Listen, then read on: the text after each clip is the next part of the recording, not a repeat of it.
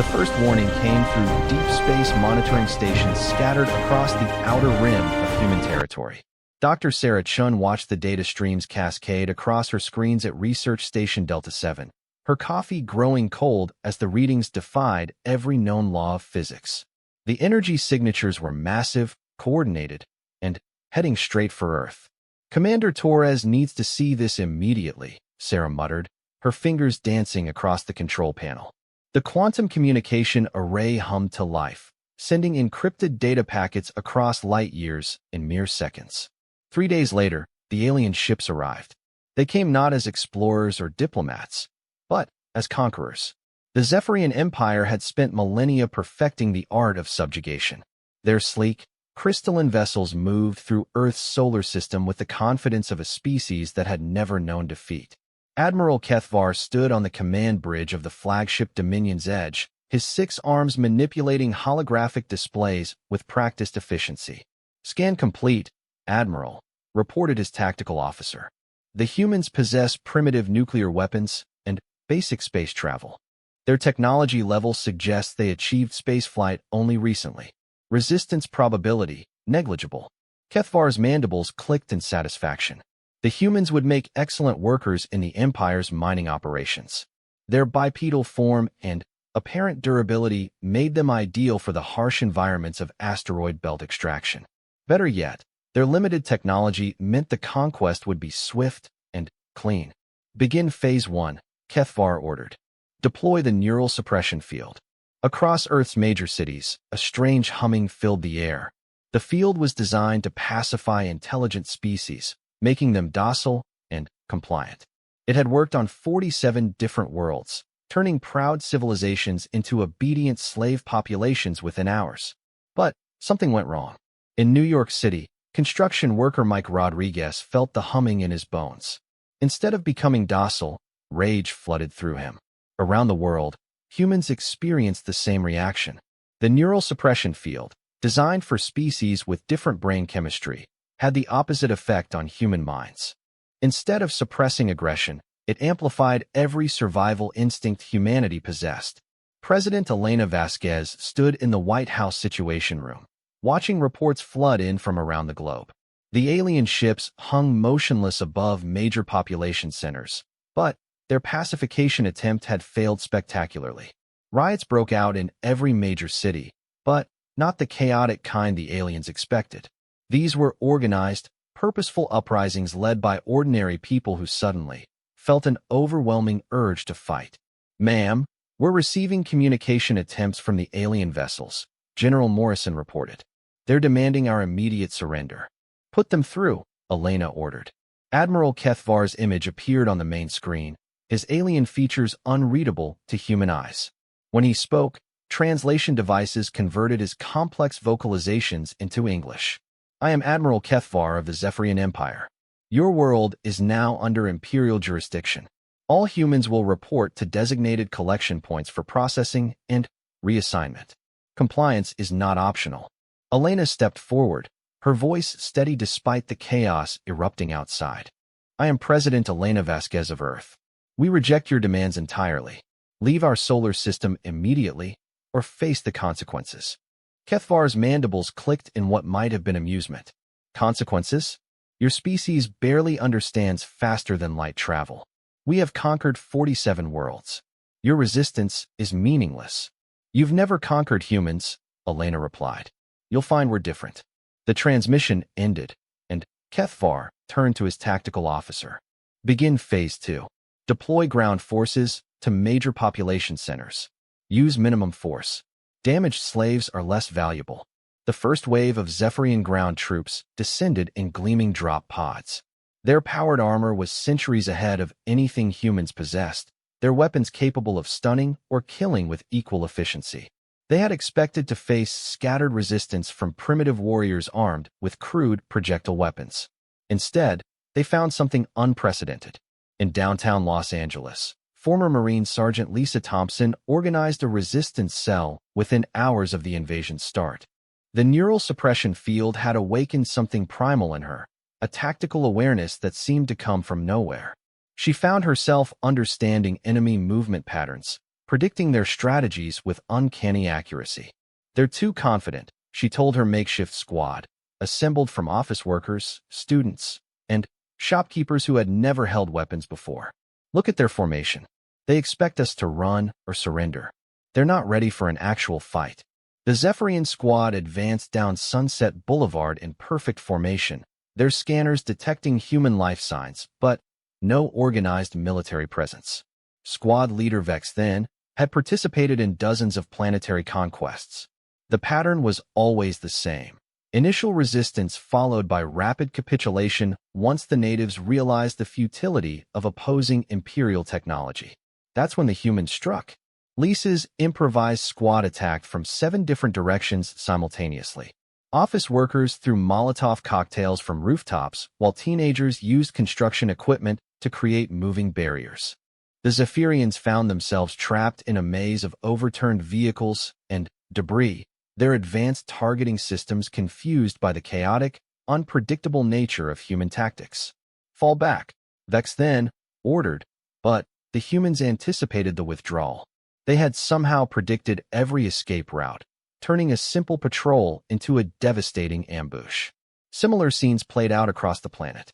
In Tokyo, businessman Hiroshi Tanaka led an assault using modified industrial machinery. In London, philosophy professor Margaret Sullivan organized a network of resistance cells that communicated through methods the aliens couldn't intercept. In Sao Paulo, street artist Carlos Rivera created confusion with holographic projections that made one human squad appear to be dozens. Within 6 hours of the initial ground invasion, Admiral Kethvar faced reports of 17 destroyed squads and 0 successful captures. "How is this possible?" he demanded. "Their technology is primitive. Their weapons are inferior. By every metric, they should be overwhelmed." His science officer, Mothera, studied the tactical data with growing concern. "Admiral, the humans appear to be exhibiting unprecedented coordination. They're anticipating our moves, adapting to our tactics in real time. It's as if they can think collectively while maintaining individual initiative. That's impossible. No species can, sir." Incoming transmission from the human leadership. President Vasquez appeared on the screen again, but now she wasn't alone. Behind her stood representatives from every major nation, their faces grim but determined. "Admiral Kethvar, this is your final warning. Leave now, while you still can. You cannot threaten the Empire with primitive weapons and amateur tactics," Kethvar replied, but uncertainty crept into his voice. "We're not threatening you with weapons," Elena said. "We're threatening you with something your empire has never encountered. We're threatening you with humanity." In the background, reports continued to stream in. Zephyrian forces were being systematically outmaneuvered by humans who showed impossible coordination and tactical innovation. Ordinary citizens were creating weapons from household items that somehow proved effective against Imperial armor. Children were developing communication codes that Imperial intelligence couldn't crack.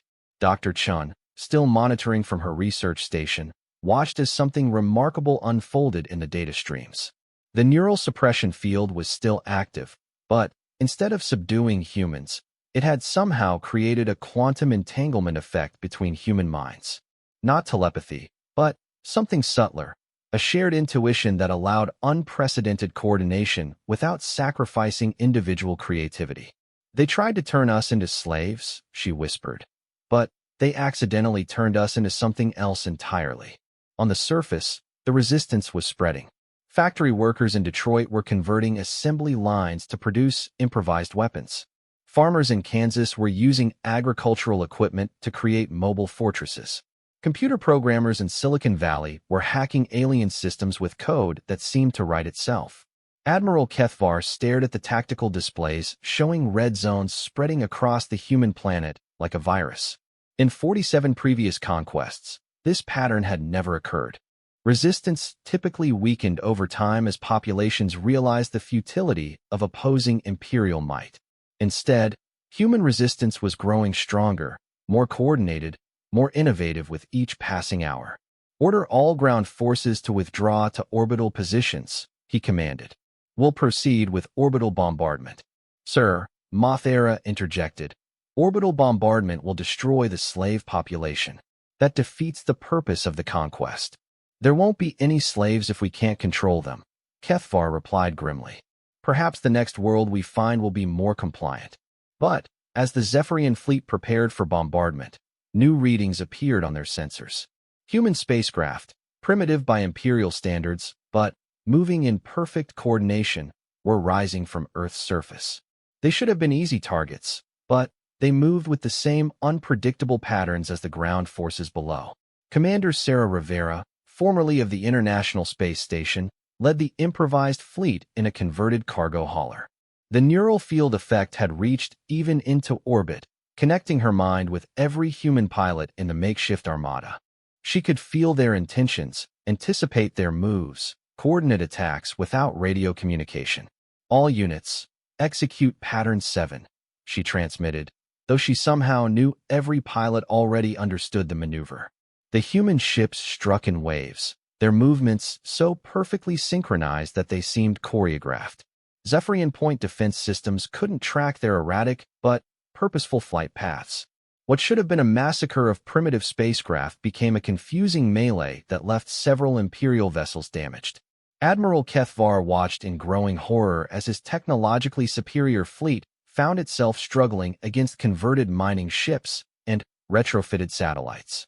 The humans weren't winning through superior firepower. They were winning through something the Empire had never encountered: perfect coordination combined with absolute unpredictability. Analysis complete, Admiral Mothera reported. The neural suppression field has created an unprecedented effect in human brain chemistry. They're operating as both individuals and as a collective consciousness simultaneously. Our tactical computers cannot predict their behavior patterns because they don't follow any known strategic models. Shut down the suppression field immediately. I'm afraid that's not possible, sir. The field generators are locked in continuous cycle. Shutting them down now could create feedback that destroys our ships. Kethvar realized with growing dread that the Empire had trapped itself. The very weapon designed to enslave humanity had become the tool of their own potential destruction. The humans were growing stronger and more coordinated with every moment the field remained active. On Earth's surface, the resistance had evolved beyond anything in recorded galactic history.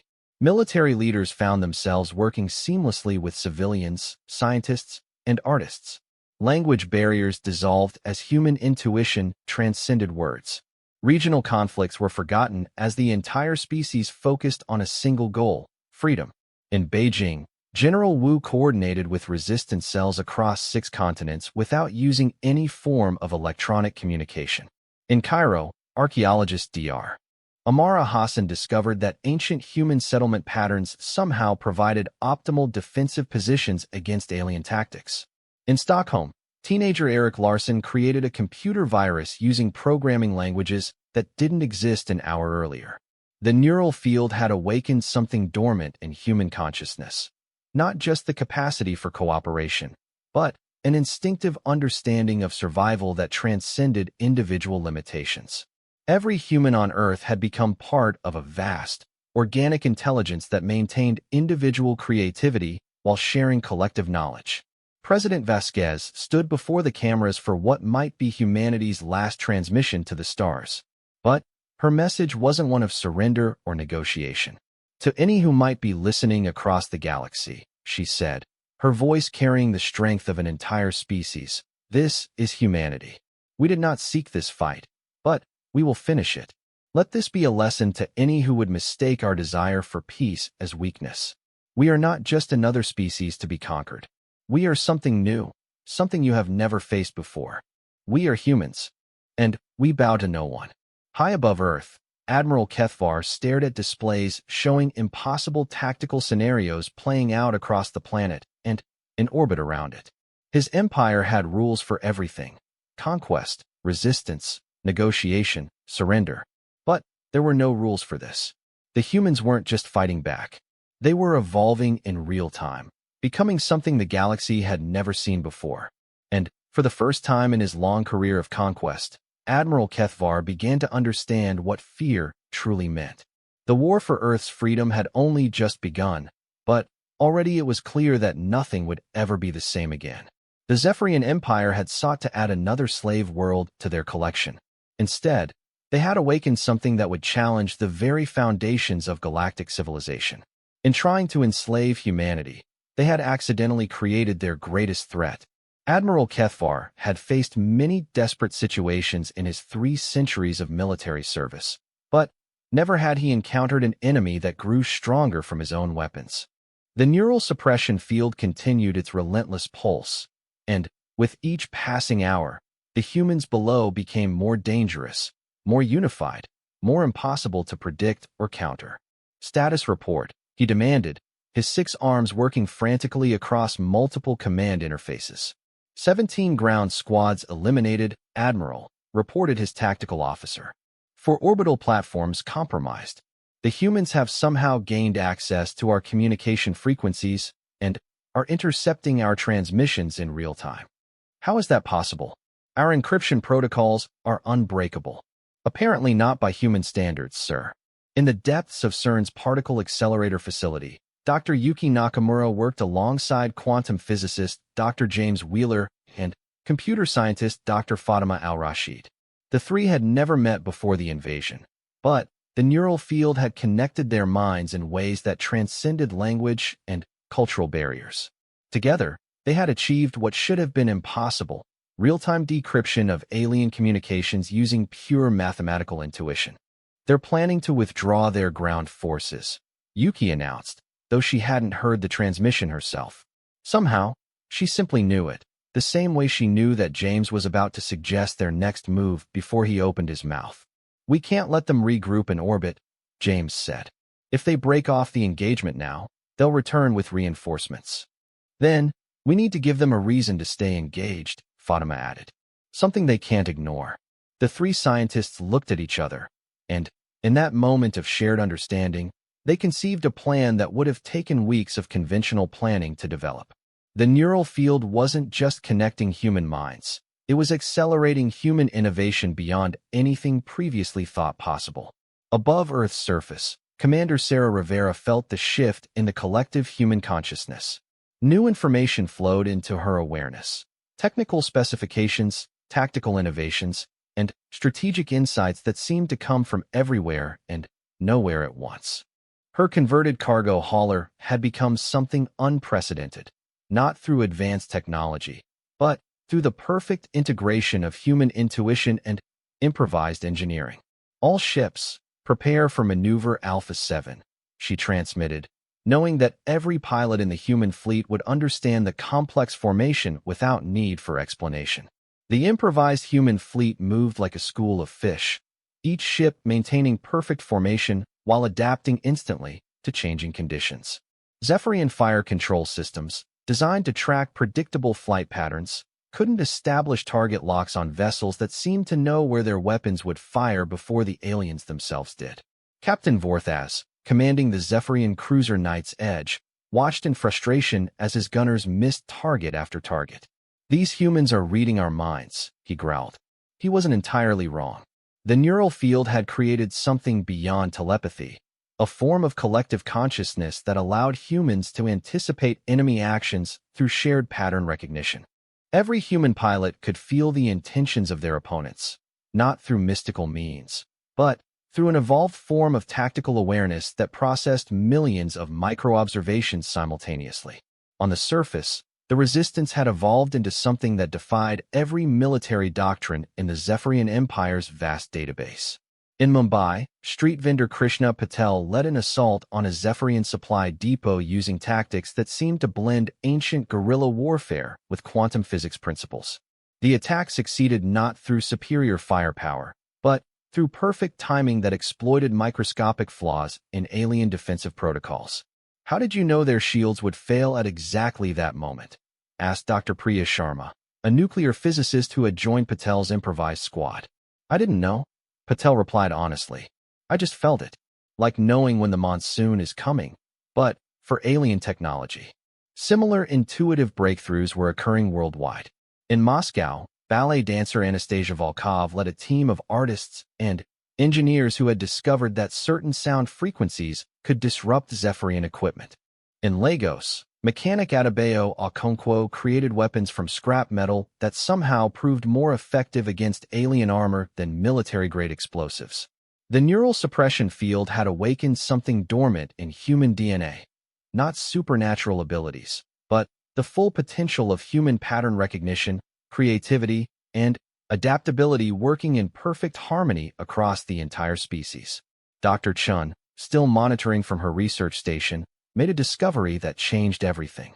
The field isn't just affecting Earth, she announced to her team. It's creating quantum resonances that extend throughout local space. Every human in the solar system is connected. This included the human colonies on Mars, the research stations on Europa, and the mining operations in the asteroid belt. Suddenly, Admiral Kethvar wasn't facing a single planet. He was confronting an entire star system unified by a consciousness that spanned light years instantaneously. On Mars colony, Administrator David Kim felt the connection establish itself like a missing piece of his soul suddenly, clicking into place. The 40,000 colonists under his command were no longer isolated pioneers. They were part of something magnificent and terrible. Within hours, they had converted their terraforming equipment into weapons that could threaten orbital platforms. "Sir, we're detecting massive energy buildups from the human Mars colony," reported the Zephyrian sensor operator. "They appear to be constructing some form of particle accelerator using their atmospheric processors."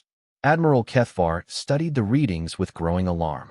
The humans on Mars were building weapons that shouldn't be possible with their technology level, guided by insights that came from their quantum-connected brothers and sisters on Earth. How long until completion? At their current rate of construction, 6 hours, Admiral. 6 hours. In 6 hours, the humans would have weapons capable of striking his fleet from across the solar system. But that wasn't the worst part. The worst part was that Kethvar had no idea what other surprises the humans were preparing. In the asteroid belt, Mining Station Series 7 had become a weapons factory. Engineer Maria Santos found herself designing particle beam projectors using mining lasers and ice processing equipment. The designs came to her not through training or education, but through the shared consciousness that now connected every human in existence. "This is impossible," she whispered as her hands moved across the construction interface with impossible precision.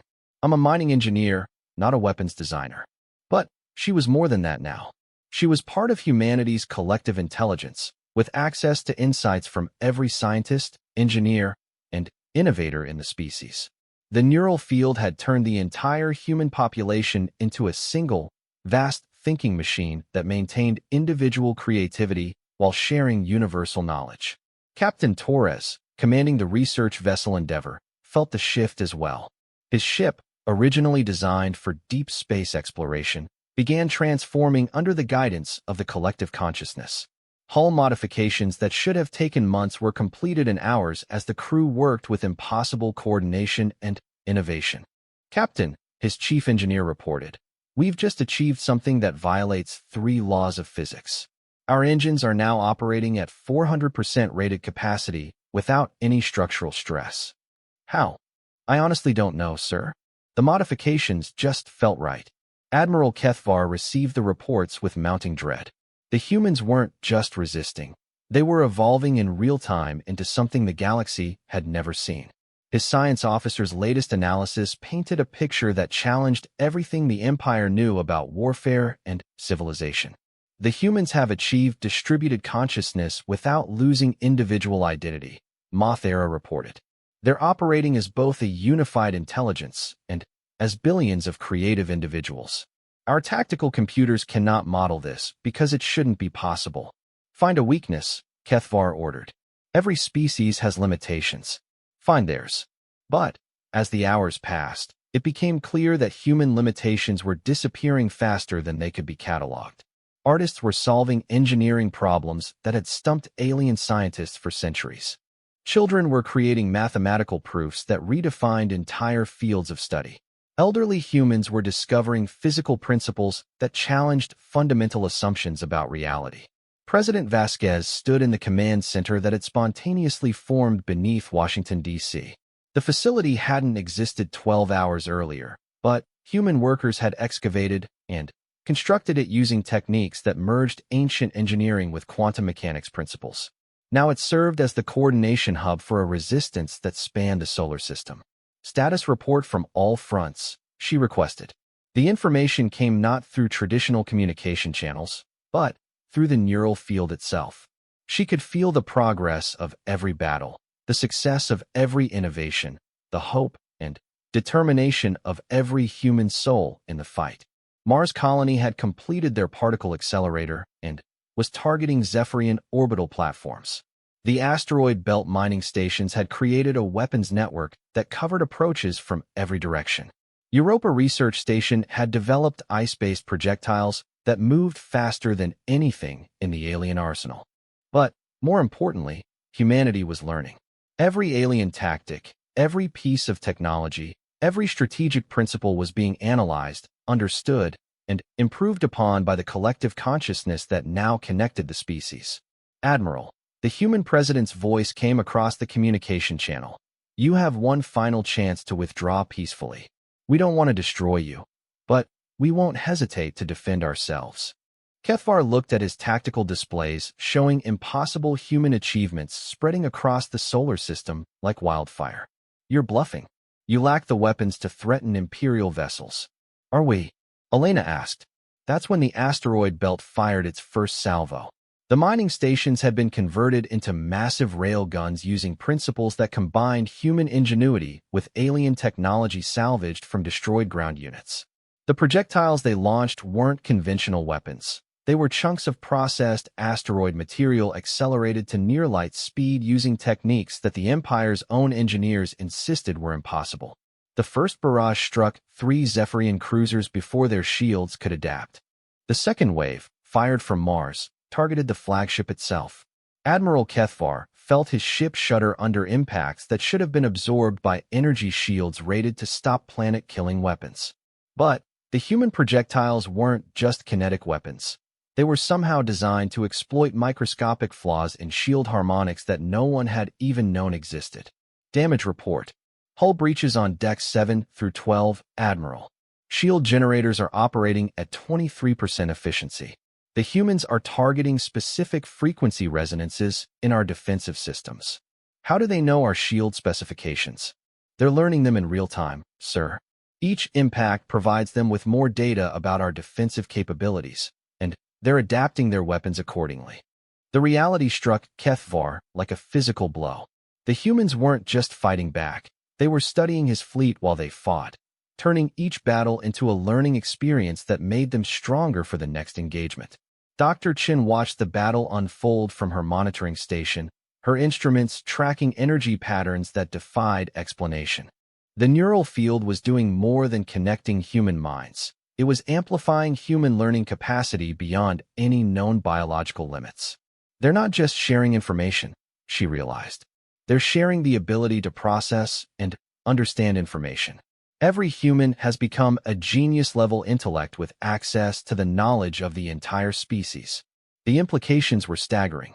Humanity wasn't just defending Earth. They were undergoing an evolutionary leap that would reshape the balance of power in the galaxy. Commander Rivera felt the collective consciousness shift as new possibilities opened up. The humans weren't limited to defensive actions anymore. They had learned enough about Zephyrian technology to go on the offensive.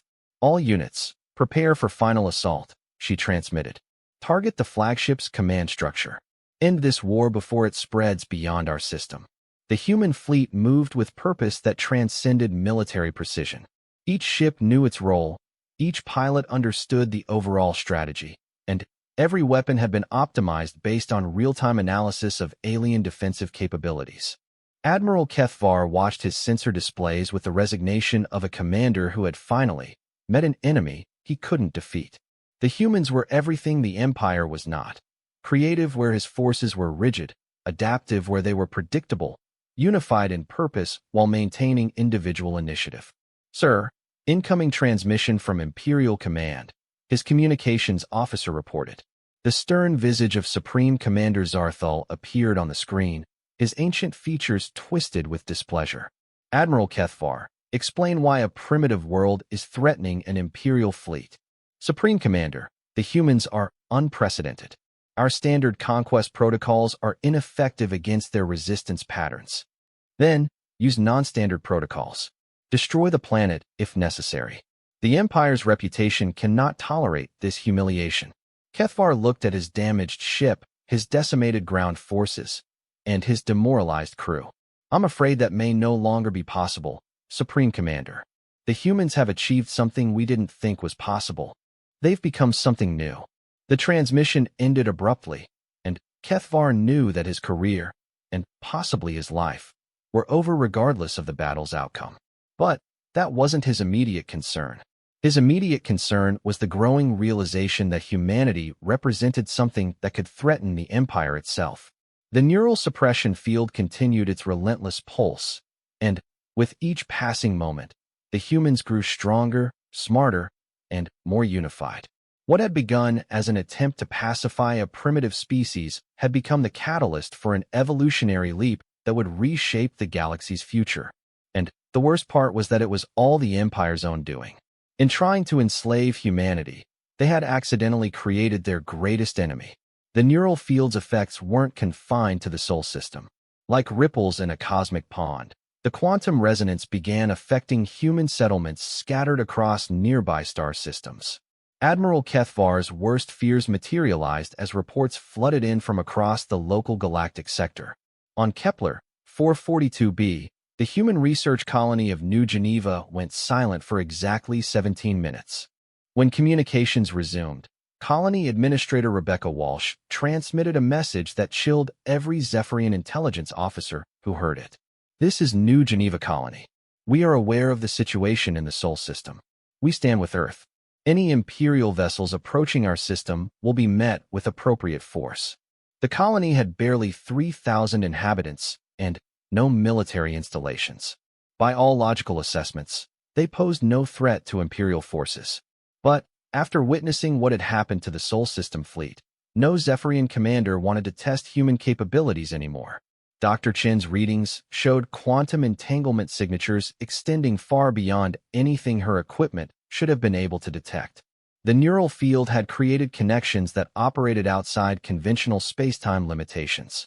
Every human consciousness across dozens of star systems was now part of the same collective intelligence. It's impossible, she whispered, staring at data that challenged every known principle of physics. Quantum entanglement doesn't work like this. The field shouldn't be able to maintain coherence across interstellar distances. But it was working. On Ross 128b, the mining colony of Armstrong Station reported sudden insights into alien technology that they shouldn't have possessed. On Proxima Centauri b, the terraforming outpost had begun constructing defensive systems using designs that originated in the collective consciousness spanning light years. Supreme Commander Zarthal reviewed the reports from his flagship, the Eternal Dominion, with growing unease. In his 800 years of service, he had overseen the conquest of more than 200 worlds. He had faced desperate resistance, advanced technology, and even species with natural psychic abilities. But he had never encountered anything like humanity. Analysis complete, Supreme Commander, reported his chief science advisor. The humans have achieved distributed consciousness across multiple star systems using principles our scientists don't understand. They're sharing knowledge, tactics, and innovations instantaneously regardless of distance. Impossible. Faster-than-light communication requires quantum relay networks that take centuries to establish. Not communication, sir. Consciousness itself. They're not sending messages. They're sharing thoughts directly through quantum entanglement of neural activity. Zarthal studied the tactical displays showing human colonies across 17 star systems suddenly, coordinating defensive preparations. Each settlement was individually weak, but collectively they represented something unprecedented in galactic history. Recommendations? Immediate withdrawal from the Sol system and quarantine of all human colonies. If we continue engaging them, they'll learn enough about our technology to become a genuine threat to Imperial security. But Zarthal had spent centuries building the Empire's reputation on the principle that no species could successfully resist Imperial might. Withdrawing from a primitive world would invite challenges from every subjected race across the galaxy. Negative. Deploy the Third Fleet to Sol system. We end this now. On Earth, the resistance had evolved beyond anything recognizable as conventional warfare. In London, former librarian Thomas Fitzgerald found himself understanding alien physics principles that enabled him to create force field generators using scavenged electronics. In Sao Paulo, street artist Elena Rodriguez designed camouflage systems that rendered human forces effectively invisible to alien sensors. The neural field had done more than connect human minds. It had unlocked the full potential of human creativity and problem-solving ability. Every individual retained their unique personality and skills while gaining access to the collective knowledge and inspiration of the entire species. President Vasquez stood before the Global Resistance Council, a body that had formed spontaneously as leaders from every nation found themselves able to work together with unprecedented efficiency. The neural field had dissolved traditional barriers of language, culture, and politics, creating a unified human leadership that operated with single-minded purpose. Intelligence reports indicate the Empire is sending reinforcements, she announced. 3 full fleets totaling over 400 vessels. Then, we need to be ready, replied Commander Liu Wei of the Asian Defense Coalition. But his words carried more than determination. They carried the confidence of someone who could feel the preparations of every human across 17 star systems. The collective consciousness wasn't just defensive.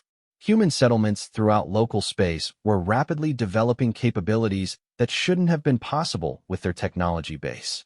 On Kepler 452b, New California Colony had constructed orbital defense platforms using mining equipment and pure human ingenuity.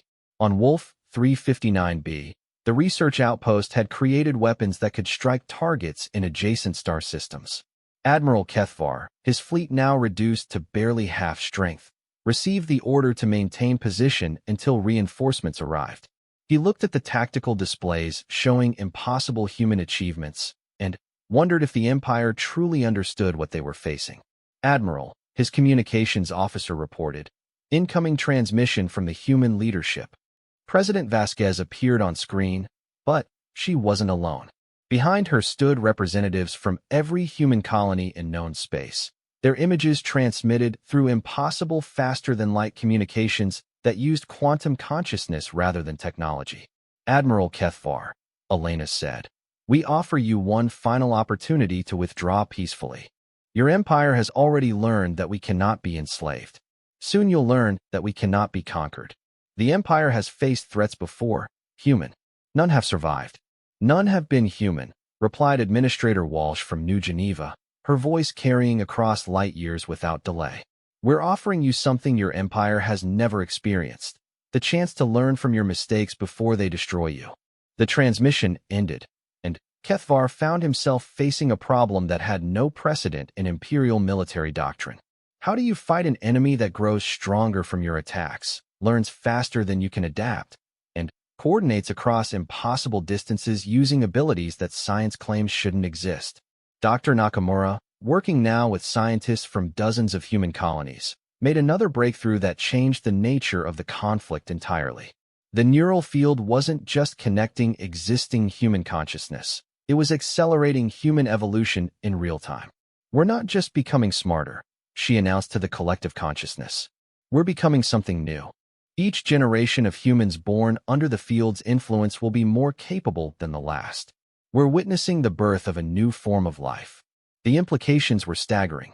The Empire wasn't just fighting current humanity. They were fighting a species that was actively evolving beyond its original limitations with each passing day.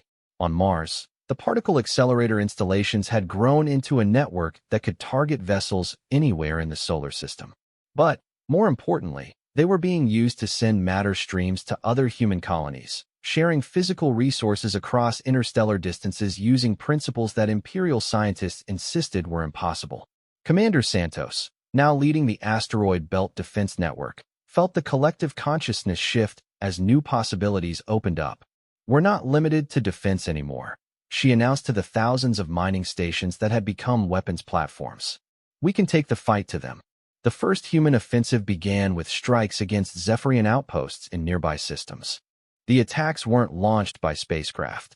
They were precision energy beams fired from human colonies using converted industrial equipment that had been transformed into weapons through pure innovative thinking. The Imperial outpost at Vega 7 simply vanished, its defensive shields overwhelmed by an energy beam that originated from a human terraforming station 40 light-years away. The attack had been coordinated by collective human consciousness and executed using technology that technically shouldn't have worked. Supreme Commander Zarthul watched the reports with growing alarm. How is this possible? Humans don't have the technology for interstellar weapons. They do now, Supreme Commander, his science advisor replied grimly. They're advancing technologically faster than we can track. What they couldn't do yesterday, they're accomplishing today through innovations that our scientists can't explain. The Third Fleet arrived at Sol System 3 days later. Its 400 vessels representing the largest military force the Empire had ever committed to a single conquest. Fleet Admiral Mordahlon, a veteran of 50 successful campaigns, studied the tactical situation with professional detachment. Analysis shows significant human defensive improvements, his tactical officer reported. They've constructed orbital platforms throughout the system using unknown technology principles. Unknown to us, Mordahlon corrected. They understand them perfectly. That's what makes them dangerous. The human defenses had evolved far beyond anything Admiral Kethvar had faced. Earth was surrounded by a network of defensive platforms that operated using principles that blended conventional physics with innovations born from collective consciousness. Mars had become a fortress world with weapons that could strike targets across multiple star systems. The asteroid belt had transformed into a maze of defensive installations that could coordinate attacks across light-years of space. But, most importantly, every human colony in known space was now connected to the defense network. An attack on Sol System would face resistance from 17 star systems simultaneously. President Vasquez transmitted one final warning as the Third Fleet approached Earth's outer defenses. Fleet Admiral Mordahlon, you're making a terrible mistake. We don't want war with your empire, but we will defend ourselves. Turn back now, while you still can. The Empire does not negotiate with primitive species, Mordahlon replied. Surrender now and accept Imperial authority. This is your final opportunity. Elena looked at the massive fleet approaching through space, then at the representatives from human colonies across known space standing behind her.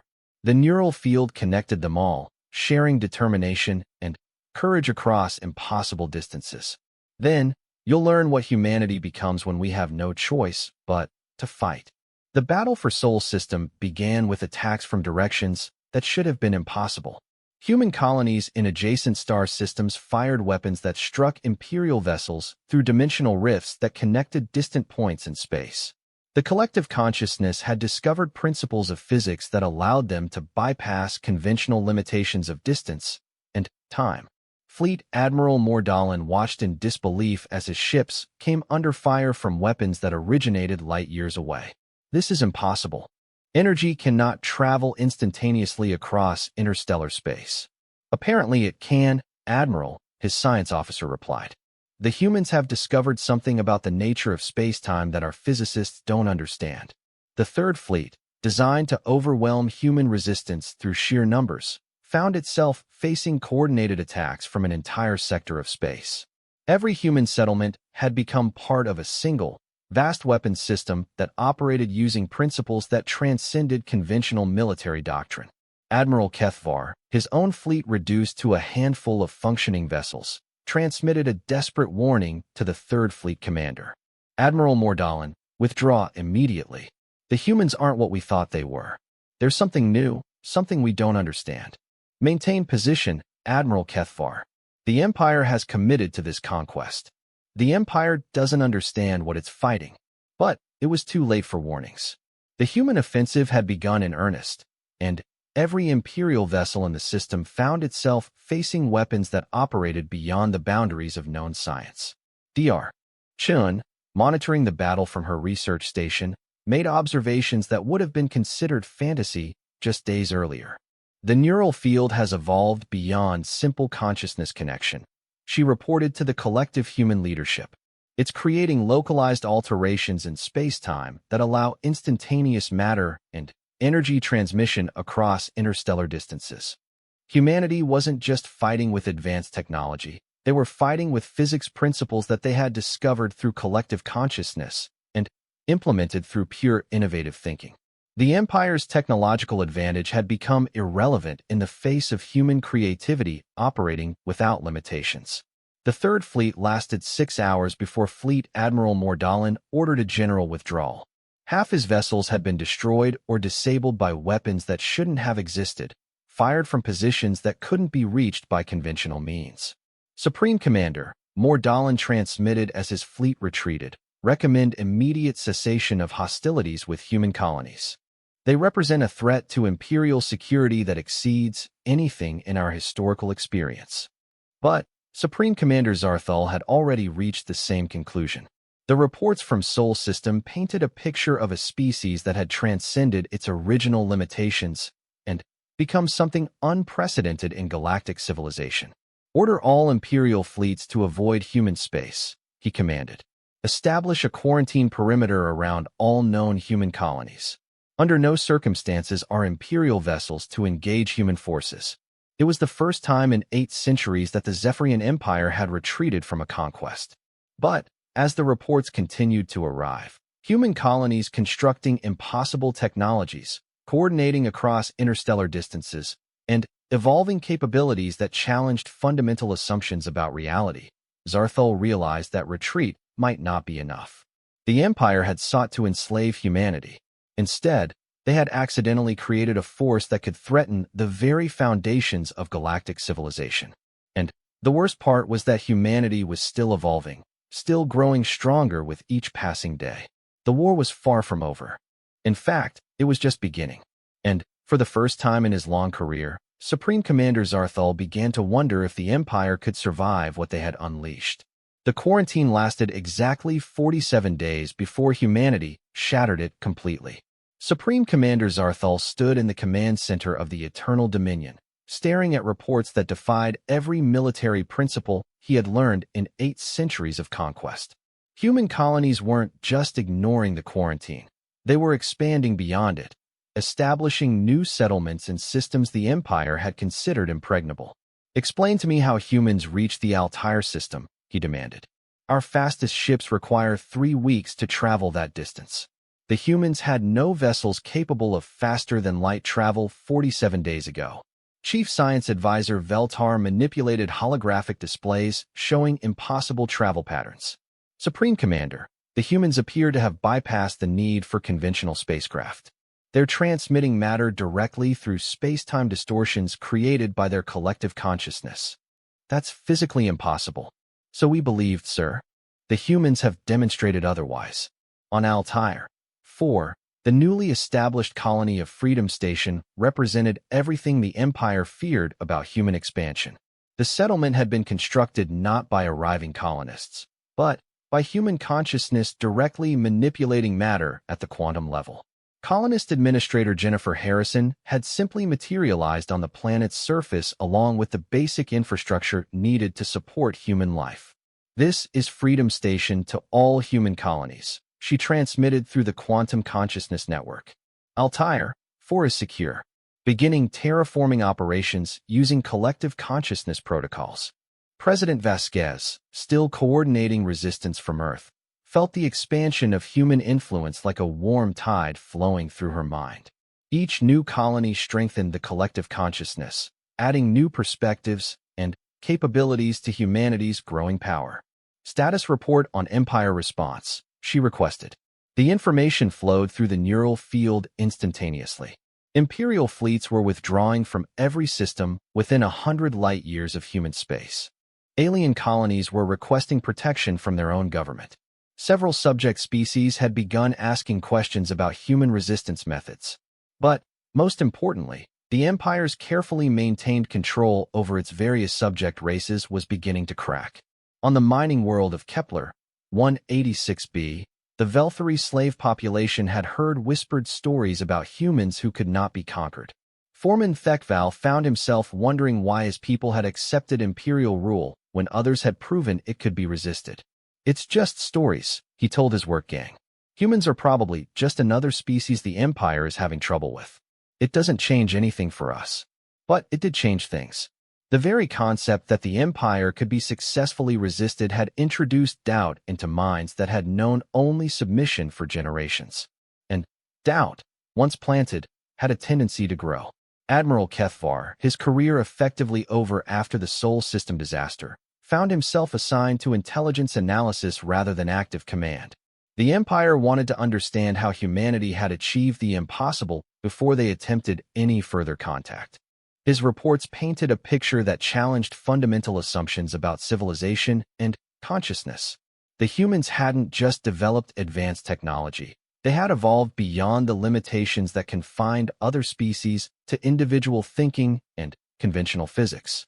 The neural suppression field created a quantum entanglement effect in human neural tissue, he reported to Imperial Command.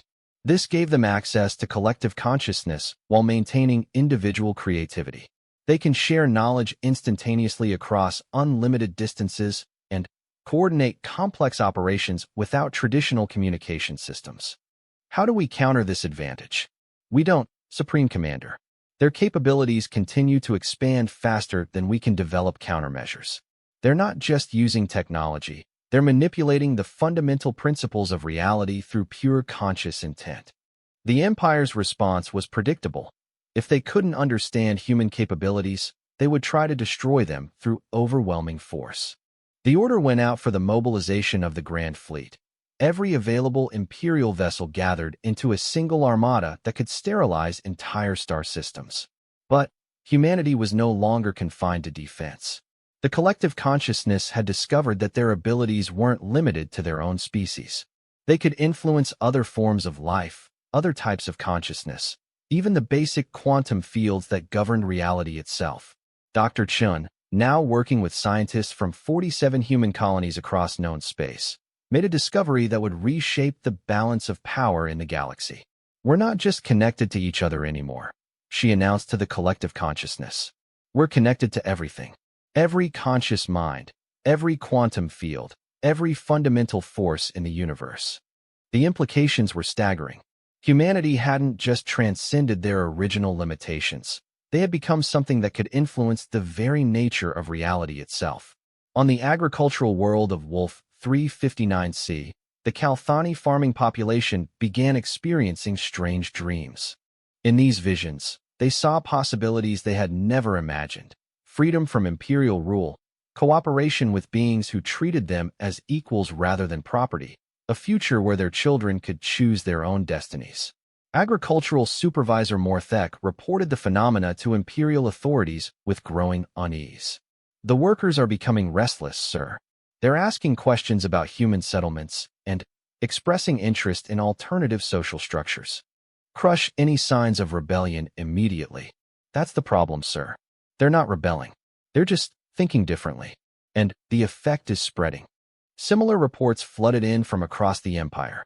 Subject species that had accepted imperial rule for centuries were beginning to question why they had never resisted. The very concept of successful resistance, embodied by humanity's impossible achievements, was spreading like a virus through the galactic consciousness.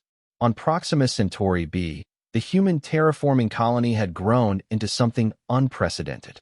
The settlement existed in constant communication with the collective consciousness, but had also begun establishing contact with non-human species throughout local space. This is Proxima Station to the Altari Mining Cooperative in the Tau Ceti system, transmitted Colony Administrator Michael Chun. We offer technological assistance and protection from imperial retaliation if you choose to declare independence. The Altari had been enslaved by the Empire for 300 years. They had never considered the possibility of freedom because no one had ever successfully resisted imperial might. But the humans had done more than resist. They had made imperial forces retreat in defeat. Mining Coordinator Zethral received the transmission with trembling appendages. This is Tau Ceti mining operation. We don't understand. Are you offering alliance with non-imperial forces? We're offering friendship between equals, Michael replied. The choice is yours. It was the first time in 3 centuries that anyone had suggested the Altari had a choice about anything. Supreme Commander Zarthul watched the reports with growing dread. Human influence was spreading far beyond their actual colonies. Subject species throughout the Empire were beginning to question imperial authority, and some were actively communicating with human settlements. Sir, the humans have made contact with 47 different subject species, Intelligence Coordinator Velnash reported. They're not demanding submission or tribute. They're offering technological assistance, protection, and what they call partnership agreements. Partnerships? Equal relationships, sir. The humans treat other species as peers. The concept was so alien to imperial thinking that Zarthul struggled to understand it. The Empire was built on hierarchy, with the Zephyrians at the top and all other species serving their interests. But the humans were offering something the Empire had never provided: genuine equality. Analysis of human expansion patterns? They're not expanding territorially, Supreme Commander. They're expanding conceptually. They're spreading ideas about freedom, cooperation, and resistance to authority. Every species they contact becomes a potential source of rebellion against imperial rule. The Empire faced a threat unlike anything in its history. They weren't fighting an enemy they could defeat through superior firepower or advanced technology. They were fighting an idea, the idea that freedom was possible, that cooperation was superior to domination, that consciousness could transcend the limitations imposed by those in power. President Vasquez felt the shift in galactic consciousness as more species began questioning imperial authority. The neural field had evolved beyond human consciousness to encompass any mind willing to embrace the principles of freedom and cooperation. We're not fighting the Empire anymore, she realized. We're transforming it. The transformation wasn't violent or coercive. Humans didn't demand submission from other species. They offered partnership. They didn't destroy imperial installations. They simply ignored imperial authority while demonstrating superior alternatives. On the manufacturing world of Kepler 438b, the Nethrani worker population watched in amazement as human advisors helped them increase production efficiency by 300% while reducing working hours by half. The techniques weren't based on advanced technology, but on principles of cooperation and shared consciousness that the Empire had never considered. Why has the Empire never implemented these methods? Asked production leader Kethera. Because they require treating workers as partners rather than property, replied human advisor Dr. Sarah Kim. The Empire's hierarchy prevents them from recognizing the potential of cooperative consciousness. Similar scenes played out across dozens of worlds as human influence spread not through conquest, but through demonstration of superior social and technological principles. Species that had never imagined alternatives to imperial rule began developing their own versions of collective consciousness and cooperative organization. Admiral Kethvar submitted his final intelligence report with the resignation of someone who understood that his civilization faced inevitable transformation. The humans represent an existential threat to imperial authority, he wrote, not because they intend to destroy the Empire, but because they offer something better. Every species that encounters human principles begins questioning why they accept imperial domination. Recommendation? Immediate negotiation for peaceful coexistence. The Empire cannot defeat human consciousness any more than it can defeat the force of gravity or the speed of light. Humanity has become a fundamental aspect of galactic reality. But Supreme Commander Zarthul had spent 8 centuries building and maintaining imperial power. The suggestion that the Empire should negotiate with former slaves was beyond his ability to consider. Prepare the Grand Fleet for final assault, he ordered. We end this threat before it spreads further. The Grand Fleet represented every available Imperial vessel, over 3,000 ships armed with planet-killing weapons and crewed by the Empire's most experienced officers. If the Empire could not rule the galaxy through authority, they would rule it through fear. But as the massive armada prepared to depart for human space, reports arrived that changed everything. The Altari Mining Cooperative had declared independence from imperial rule. The Kalthani agricultural cooperatives had formed their own governing councils. The Nethrani manufacturing consortiums had established direct trade relationships with human colonies. All across the Empire, subject species were discovering that they didn't need imperial permission to be free. They just needed to stop accepting that they weren't. Sir, Intelligence Coordinator Velnash reported with obvious distress. We're facing coordinated rebellions in 47 sectors. Subject species are establishing independent governments and requesting human protection from Imperial retaliation. How many vessels do we have available for suppression operations? That's the problem, Supreme Commander. Many of our crews are from subject species. They're refusing orders to attack their own people's independence movements. The Empire was dissolving from within. The very concept of freedom, introduced by humanity's impossible resistance, had spread throughout Imperial space like a quantum virus that infected every consciousness it encountered. President Vasquez felt the transformation accelerating through the neural field. Billions of minds across the galaxy were awakening to possibilities they had never imagined. The collective consciousness was no longer exclusively human. It was becoming a universal network of free-thinking beings united by shared principles rather than species identity. This is Earth to Supreme Commander Zarthal. She transmitted through channels that bypassed every security system the Empire possessed. We offer you the same choice we've offered everyone else. Join us as equals, or watch your Empire collapse under the weight of its own contradictions. The Empire does not negotiate with rebels. We're not rebels anymore, Elena replied. We're the future, and your people know it. The Grand Fleet never launched. Within days of the mobilization order, over half the ships had declared independence from Imperial command. Their crews, drawn from dozens of subject species, had decided they no longer wanted to serve an empire that treated them as expendable resources. Admiral Mordahlon, commanding the Grand Fleet's remnants, transmitted a final message to Imperial headquarters. Supreme Commander, the fleet is dissolving. Crews are establishing democratic councils and requesting human assistance in organizing independent governments. The empire as we know it has ceased to exist. Supreme Commander Zarthal stood alone in his command center, watching displays that showed the collapse of 8 centuries of imperial authority. The humans hadn't conquered the empire. They had simply demonstrated that there were better ways to organize galactic civilization. For the first time in his long career, he began to understand what humanity had tried to tell him from the beginning. They had never wanted to destroy the empire. They had wanted to transform it into something worthy of the beings it claimed to serve. The choice was his: adapt to the new reality or become irrelevant to it. Outside his flagship, the galaxy was already making its decision without him. Supreme Commander Zarthal's transformation began with a single, desperate decision. Facing the complete dissolution of imperial authority, he did something no Zephyrian leader had done in 8 centuries. He requested a meeting with human representatives as equals. President Vasquez received the transmission in the new Galactic Coordination Center that had spontaneously formed on Earth.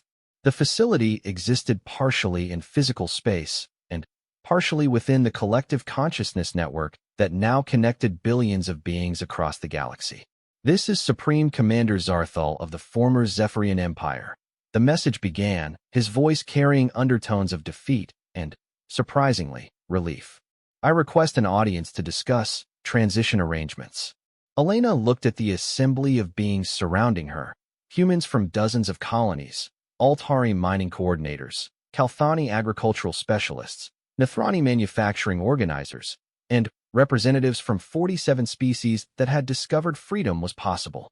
What do you think? She asked the collective consciousness.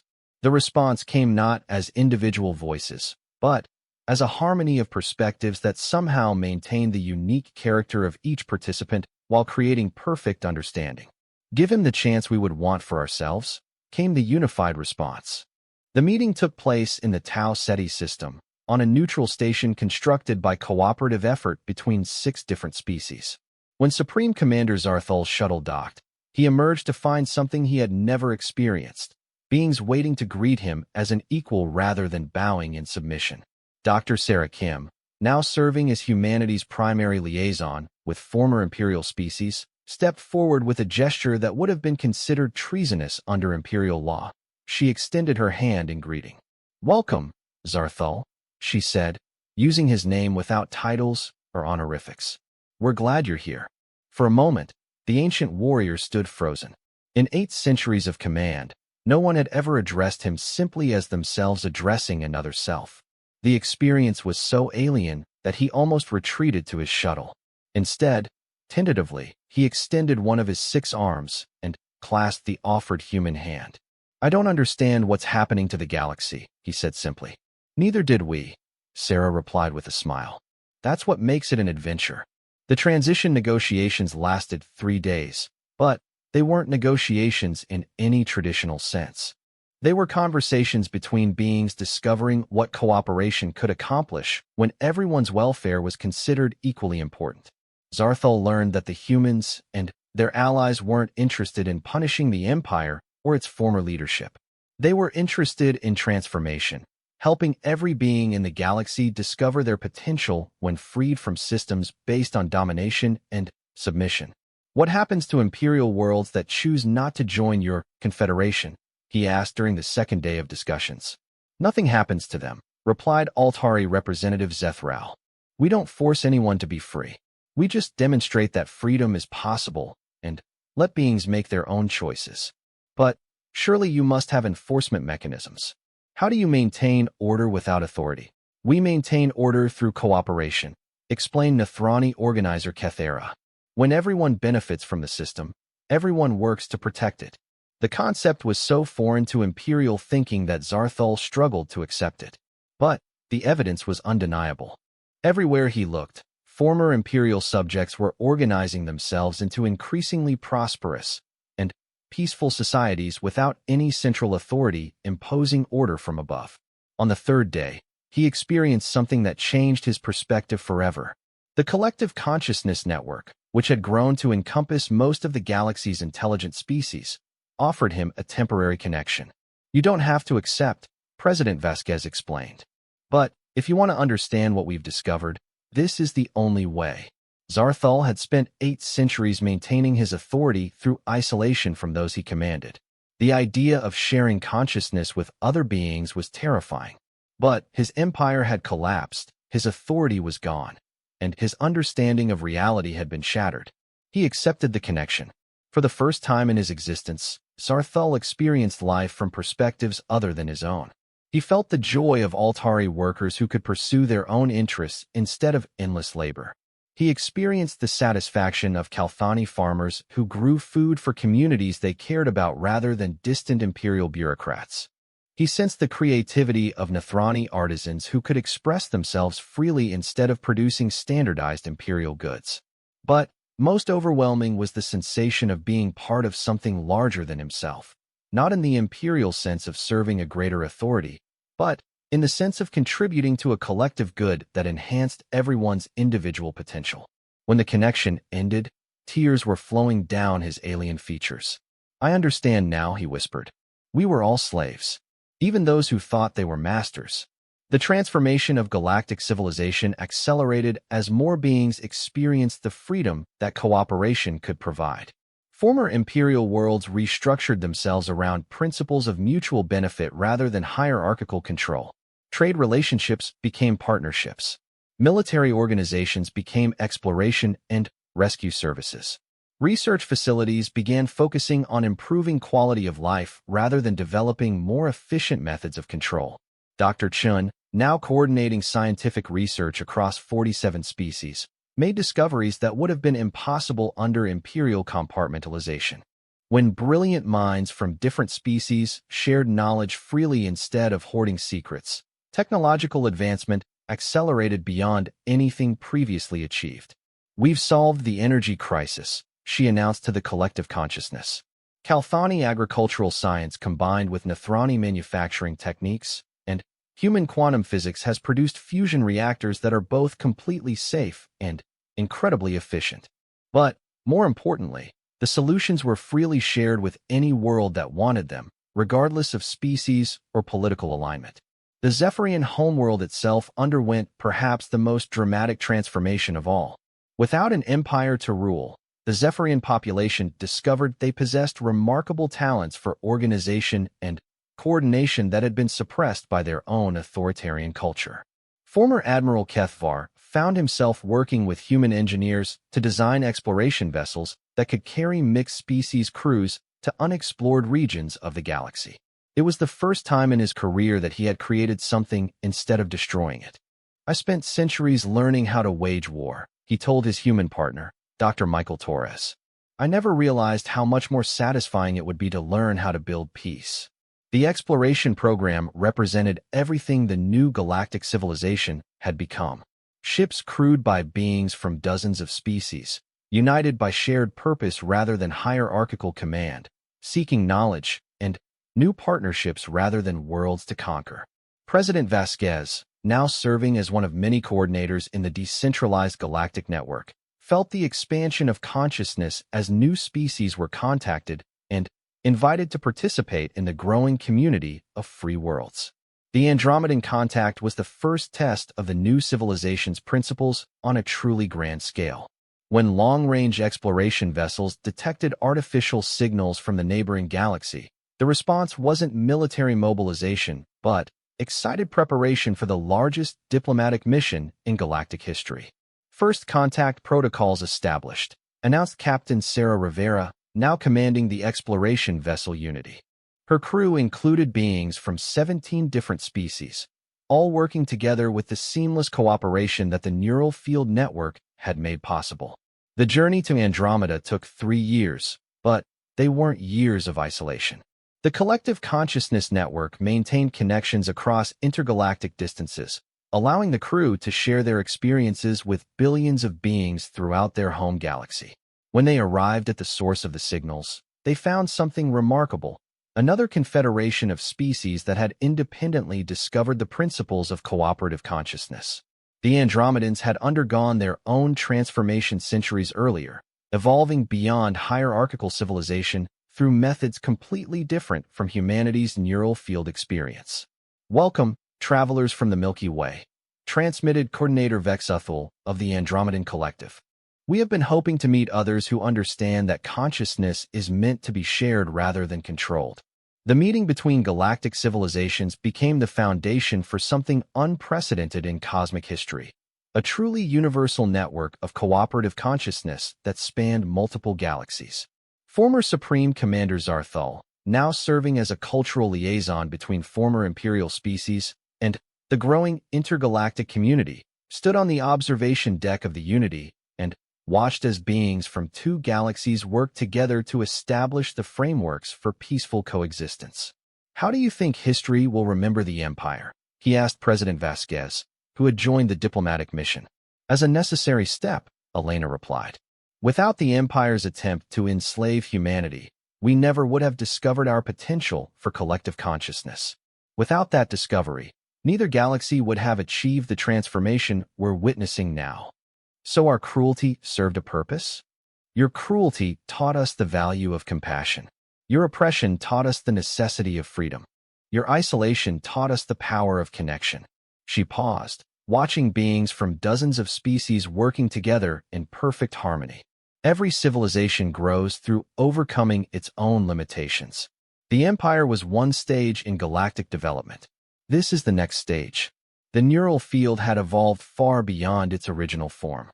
What had begun as a side effect of alien technology had become something that connected not just individual minds, but entire civilizations across vast distances of space and time. The collective consciousness now included beings who had never even heard of Earth, united not by species or location but by shared commitment to the principles of cooperation and mutual growth. Dr. Chun, now elderly but still brilliant within the enhanced awareness provided by the collective consciousness, made her final great discovery while studying quantum resonance patterns between galaxies. "We're not the only ones," she announced to the now universal network of minds. "There are thousands of galaxies throughout the universe where consciousness has awakened to its own potential. We're part of something infinitely larger than we ever imagined." The revelation transformed understanding of existence itself. Consciousness wasn't a rare accident in an indifferent universe. It was the universe discovering itself, awakening to its own infinite potential through the experiences of billions of individual perspectives working together. Former Admiral Kethvar, now an elderly Zephyrian who had spent the latter part of his life building rather than destroying, stood in the gardens of New Earth and watched children from 47 different species playing together with the unconscious ease that came from growing up in a civilization based on cooperation rather than competition. "Do you ever regret it?" asked his companion, Dr. Torres, now equally elderly and equally content. "Regret what? Losing your empire, your authority, your position?" Kethvar laughed, a sound that would have been impossible during his imperial days. "I didn't lose anything real. I gained everything that matters." Around them, the garden bloomed with plants from hundreds of worlds, tended by beings whose ancestors had fought each other in desperate conflicts for resources and territory. Now they worked together to create beauty that no single species could have achieved alone. President Vasquez, her hair now silver, but her mind still sharp within the collective consciousness that connected her to the thoughts and dreams of trillions of beings across multiple galaxies, delivered what would become known as the cosmic address from the same office where she had once declared humanity's defiance of imperial authority. "To all beings throughout the universe who still struggle under systems of domination and control," she said, her words carried by quantum resonance across distances that made light itself seem slow. "Know that freedom is possible. Know that cooperation is stronger than coercion. Know that consciousness shared is consciousness multiplied infinitely. We were once a single species trapped on a single world, facing enslavement by forces we couldn't understand. Today, we are part of a universal community of free minds working together to unlock the infinite potential of existence itself. The universe is not a hostile place where the strong dominate the weak. It is a vast community where every conscious being can contribute to something greater than any individual could achieve alone." This is not the end of our story. It is barely the beginning. The neural suppression field that had started everything was long since shut down, its original purpose forgotten. But its legacy lived on in the collective consciousness that now connected all willing minds across the universe. What the Zephyrian Empire had intended as a tool of enslavement had become the foundation for the greatest liberation in cosmic history. Humanity had kept its promise. They had shown the galaxy that freedom was possible.